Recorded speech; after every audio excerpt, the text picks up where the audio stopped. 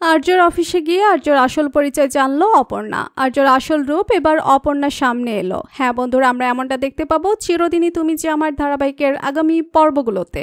বিস্তারিত জানতে ভিডিওতে লাইক দিয়ে শেষ পর্যন্ত দেখতে থাকুন। আর্য এবং অপর্ণা একটা জায়গায় দাঁড়িয়ে কথা বলছিল, তখন ঠিক সেই টাইমে একটা লোক এসে আর্যকে জড়িয়ে ধরে এবং বলে যে, কিরে কেমন আছিস শঙ্কর? ঠিক তখনই আর্য বলে যে, আপনার মনে হয় কোথাও ভুল হচ্ছে, আমি শঙ্কর নয়, আমি হচ্ছে আর্য সিংহ রায়। তখন লোকটি বলবে যে, আমার ভুল হতেই পারে না, আমি কি তোকে চিনতে ভুল করব শঙ্কর? তখন আর্য লোকটিকে কিছু একটা বলে সেখান থেকে তাড়িয়ে দিল ঠিকই।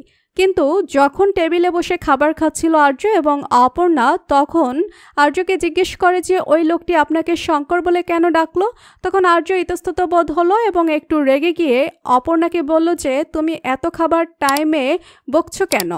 খাবার টাইমে বেশি কথা বলতে নেই। সেটা শুনে অপর্ণা একটু মন খারাপ হয়ে গেল, কিন্তু অপর্ণার মনে অস্থিরতা যেন লেগেই থাকে শঙ্কর নামটা শোনার পরে। তখন অপর্ণা একটা লোকটি গিয়ে বলে যে, আচ্ছা আপনি জানেন মাধবপুর কোথায়? তখন লোকটি বলে যে, এই পরের স্টেপে হচ্ছে মাধবপুর।